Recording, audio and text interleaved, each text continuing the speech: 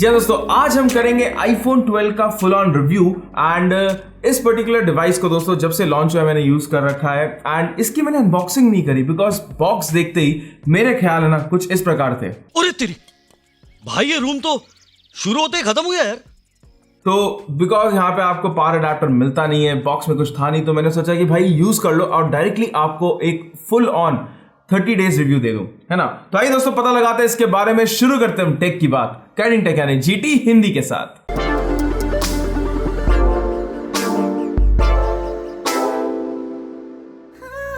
तो सबसे पहले दोस्तों मैं डिजाइन से शुरुआत करना चाहूंगा एंड डिजाइन यहाँ पे वापस से फ्लैट एजेस पे चला गया है आईफोन एंड वो आईफोन 4S 5 जैसा जो डिजाइन था, आईफोन अपने आप खड़ा हो सकता था वो वाला, तो उस तरीके से दोस्तों आपको डिजाइनिंग दिख जाएगी। अब देखो बैक पैनल अभी भी ग्लास है, उसमें कोई दो राय नहीं है एंड वहां पे आपको जो फिनिश है वो बहुत बढ़िया मिलती है। अब इस फोन का दोस्तों जो फॉर्म फैक्टर है मुझे बहुत ज्यादा प्यारा लगा। एक तो जो साइज है वो बढ़िया है, ऑफ कोर्स बहुत लोगों को बड़ा डिस्प्ले चाहिए तो वो आईफोन प्रो मैक्स जा सकते हैं, बट यहाँ पे दोस्तों आपको जो डिस्प्ले मिलता है और जो डिजाइन मिलती है और जो उसका ओवरऑल वेट है वो एक बहुत ही अच्छी तरीके से यहाँ पे दिया गया है। देखो 164 ग्राम के आसपास आपको यहाँ पे वेट मिलता है एंड अगर आप इसे OnePlus 7T Pro या फिर OnePlus 8 के बाद भी अगर यूज कर रहे हैं तब भी दोस्तों एक काफी हल्का फोन लगेगा। इसके अलावा दोस्तों आपको यहाँ पे स्टीरियो स्पीकर्स मिलते हैं, power button, volume rocker button और वो जो स्लाइडर है वो अपनी जगह पे है। हाँ, एक चीज मैंने मिस करी कि भाई पावर बटन में अगर वो फिंगरप्रिंट सेंसर डाल देते तो एक बहुत बढ़िया बात होती, बिकॉज अभी मास्क के लिए बहुत ज्यादा प्रॉब्लम होती है उस पर्टिकुलर कोड के लिए और फेस स्कैनिंग के लिए, तो वो एक बात है। अब यहाँ पे दोस्तों आपको जो फिजिकल सिम स्लॉट है उसमें आपको सिर्फ सिंगल सिम ऑप्शन मिलता है, लेकिन उसके अलावा आपको इस फोन में ई सिम का भी ऑप्शन मिल जाता है। जी हाँ दोस्तों, ये फोन डुअल सिम है एंड बेसिकली बहुत लोगों को एक कंफ्यूजन हो रखा है कि क्या यहाँ पे डुअल सिम एक साथ चलेगा या नहीं। तो यहाँ पे दोस्तों अगर आप एयरटेल का सेलुलर कनेक्शन यूज कर रहे हैं तो आप घर बैठे ही अपने नॉर्मल सिम को ई सिम में कन्वर्ट कर सकते हैं, वो भी बिना किसी इशू के, एंड उसके लिए दोस्तों आपको कोई चार्जेस भी नहीं देने पड़ेंगे। तो दोस्तों आपको इस वीडियो के नीचे एक लिंक दे दूंगा जहां से आपको और ज्यादा जानकारी मिल जाएगी, बट बहुत ही ज्यादा सिंपल प्रोसेस है एंड यहाँ पे मैं बेसिकली बताना चाहूंगा कि आप अगर एक फिजिकल सिम और एक ई सिम यूज कर रहे हैं तब आप दोनों सिम साइड बाय साइड, दोनों connection side by side use कर सकते हैं। तो ई सिम को एक्टिवेट करने के लिए आपको बस एक SMS भेजना है कंफर्मेशन के लिए और आपके रजिस्टर्ड ईमेल पे एक QR कोड आ जाएगा जिसका आप जो आईफोन सेटिंग्स के जो डेटा मैनेजर है वहां पे ऐड डेटा प्लान के अंदर स्कैन करके उस ई सिम को एक्टिवेट कर सकते हैं एंड 2 घंटे में दोस्तों आपको जो ई सिम है वो एक्टिवेट हो जाएगा और जो पुराना फिजिकल सिम है वो डीएक्टिवेट हो जाएगा। और यहाँ पे दोस्तों एक बहुत बढ़िया बात बताऊं, आप एक साथ आईफोन में बहुत सारे ई सिम रख सकते हैं, लेकिन हाँ एक्टिवेट आप एक बार में एक ही कर पाएंगे। तो अगर आपके पास 2-4 नंबर हैं, अगर आपको डिफरेंट कंट्रीज के नंबर भी रखने हैं तो वो भी आप एज ए ई सिम यहाँ पे रख सकते हैं। अब यहाँ पे आपको दोस्तों 5G रेडी प्रोसेसर मिलता है। अब क्योंकि नेटवर्क के बारे में बात कर ही रहे हैं तो मैं उसके बारे में भी आपको ज़्यादा जानकारी दे देता हूँ कि आपको इस फोन में 5G मिल जाएगा जब वो इंडिया में लॉन्च हो। एंड दोस्तों जैसा हमने आपको अपने पुराने वीडियो में बता रखा है, एयरटेल इंडिया में सुपर फास्ट 5G बहुत ही जल्द लेके आने वाला है एंड वहां पे दोस्तों आपको जो इंटरनेट स्पीड्स है, जो डाउनलोड स्पीड है वो बहुत बढ़िया मिलेगी। तो पूरा फ्यूचर रेडी फोन है ये अगर आप खरीद रहे हैं अभी। अब इसके अलावा दोस्तों आपको डिस्प्ले के बारे में अगर बात करूं तो वहां पे एक बात बहुत अच्छी करी है इस बार आईफोन 11 वर्सेस 12 में कि आपको अब OLED डिस्प्ले मिलता है जो कि फुल HD+ है। पुराने आईफोन्स में दोस्तों आपको LCD डिस्प्ले मिलता था जो कि फुल HD+ भी नहीं होता था। एंड डिस्प्ले वाइज मैं बोल सकता हूं कि आपको जो व्यूइंग एंगल्स है, जो कलर्स हैं, जो कॉन्ट्रास्ट रेशियो है वो बहुत ही ज्यादा बढ़िया मिलेंगे। ऑफ कोर्स 90 हर्ट्ज या 120 हर्ट्ज का रिफ्रेश रेट नहीं है, उसके लिए शायद 1 साल या और 1.5 साल वेट करना पड़े आईफोन में, लेकिन अभी के लिए मुझे इतनी प्रॉब्लम नहीं है। ऑफ कोर्स 2-4 दिन में मतलब लगता है कि यार स्विच करने का 2-4 दिन के लिए लगता है, बट 5वें दिन से इट्स ऑल द सेम। अगर आप वीडियोस देख रहे हैं, अगर आप मूवीज देख रहे हैं, गेम्स खेल रहे हैं, तब रिफ्रेश रेट में कोई फर्क नहीं पड़ने वाला है। तो दोस्तों यहाँ पे एक और बात है कि आपको सिरेमिक शील्ड मिलती है ग्लास प्रोटेक्शन के ऊपर, और मैंने यहाँ पे क्या है ना आते ही ग्लेस का जो टेम्पर्ड ग्लास है उसे लगा लिया था, तो पर्टिकुलर स्क्रीन स्क्रैचेस वगैरह मुझे देखने का ज़्यादा मौका नहीं मिला। तो यहाँ पे दोस्तों अगर आप चाहो, अगर आप आईफोन खरीद रहे हैं तो मैं आपको इस वीडियो के नीचे लिंक दे दूंगा जहाँ से आप जो स्क्रीन प्रोटेक्टर है, जो बैक केसेस हैं वो खरीद सकते हैं।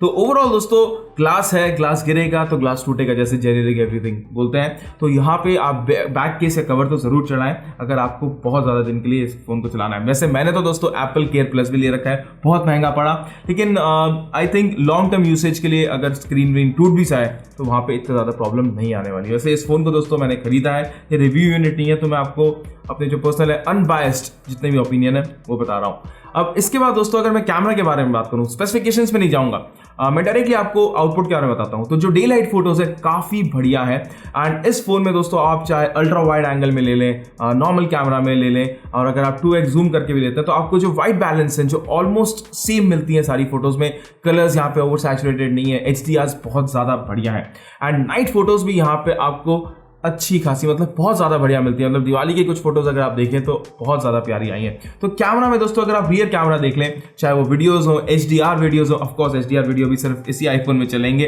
तो वो दोस्तों यहाँ पे अच्छा है, एंड बैलेंस है जो लाइट के साथ इन्होंने जो डायनेमिक रेंज दिया है वो काफ़ी बढ़िया है। अब जो एरिया ऑफ इंप्रूवमेंट है दोस्तों वो मैं बोल सकता हूँ सेल्फीज़ में। तो जो नॉर्मल सेल्फीज़ है वो थोड़ी सी स्मूथनिंग उसमें दिखती है, ऑफकोर्स ठीक है, बट नाइट सेल्फीज में दोस्तों अच्छा खासा यहाँ पे काम कर सकती है company. I am not sure, मतलब मुझे नाइट फोटोज में भी बहुत ज़्यादा फ्लेयर्स देखने को मिले हैं, एंड बहुत ज़्यादा घोस्टिंग देखने को मिली है, जो कि शायद लोगों के फ़ोन में ना हो, लेकिन मेरे फ़ोन में दोस्तों ये है, एंड ऐसा नहीं है कि मैंने दूसरे आईफोन्स में नहीं देखा है। अगर आप पर्टिकुलर किसी एंगल में फोटो लेते हैं, अगर आप डायरेक्टली लाइट के अगेंस्ट ले रहे हैं या फिर लाइट आपके पीछे है, कोई लैम्प पोस्ट है, तो वहाँ पे घोस्टिंग इफेक्ट आ सकती है, जैसा कि आप फोटोज में देख रहे हैं। तो नाइट फोटोज में आई एम नॉट श्योर ये क्या कर रहा है।